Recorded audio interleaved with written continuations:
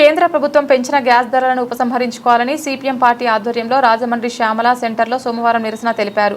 పెంచిన గ్యాస్ ధరలను ఉపసంహరించుకోవాలని, కేంద్ర ప్రభుత్వ ప్రజా వ్యతిరేక విధానాలు నశించాలని, యుద్ధం వద్దు శాంతి కావాలని నినాదాలు చేశారు.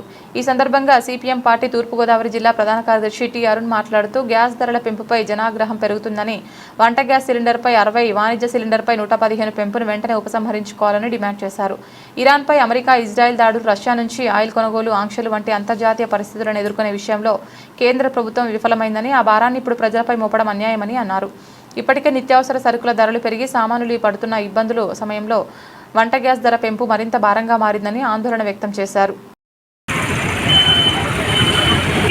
ఇరాన్ పైన అమెరికా, ఇజ్రాయెల్ కలిపి సాగిస్తున్నటువంటి అత్యంత దురాక్రమణ యుద్ధాన్ని ఖండించకపోవడం, పైగా యుద్ధం పేరు చెప్పి ప్రజలపైన భారాలు మోపేటువంటి దుర్మార్గమైన విధానాలను అనుసరించడం జరుగుతూ ఉంది. కమర్షియల్ గ్యాస్ ధరని 120 రూపాయలు సిలిండర్ మీద పెంపుదల చేశారు.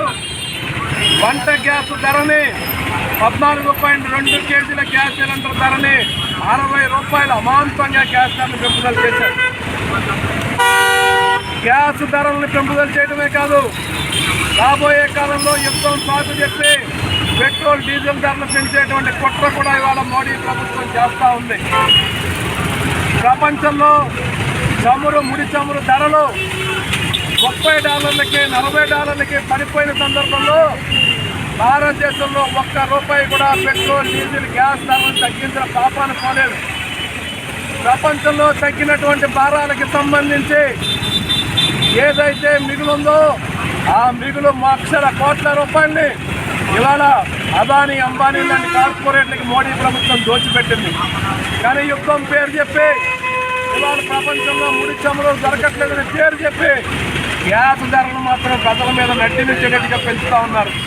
అందుకనే ప్రధానికం ఈ పెరిగిన గ్యాస్ ధరలను ఉపసంహరించాలని చెప్పని మోడీ ప్రభుత్వ విధానాలకు వ్యతిరేకంగా, రాష్ట్రంలో చంద్రబాబు నాయుడు ప్రభుత్వ కూటమి విధానాలకు వ్యతిరేకంగా ఆందోళన చేయాలని చెప్పి సిపిఎం పార్టీ పిలిపిస్తూ ఉంది.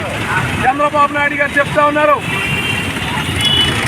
ఇవాళ ఆంధ్ర రాష్ట్రంలో 3 పిల్లల్ని కనండి కంటే 25,000 అదనంగా ఇస్తారని చెప్తా ఉన్నారు.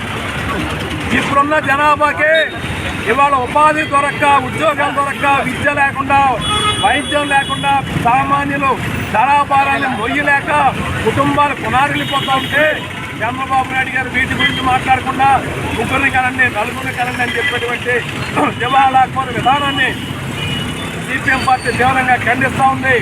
పెరిగిన ధరలు ఉపసంహరించే వరకు కూడా పోరాటాలు నిర్వహించాలని చెప్పిన వారికి సిపిఎం పార్టీ పిలుపునిస్తూ ఉంది, విజ్ఞప్తి చేస్తూ ఉంది. ఉపసంహరించాలి.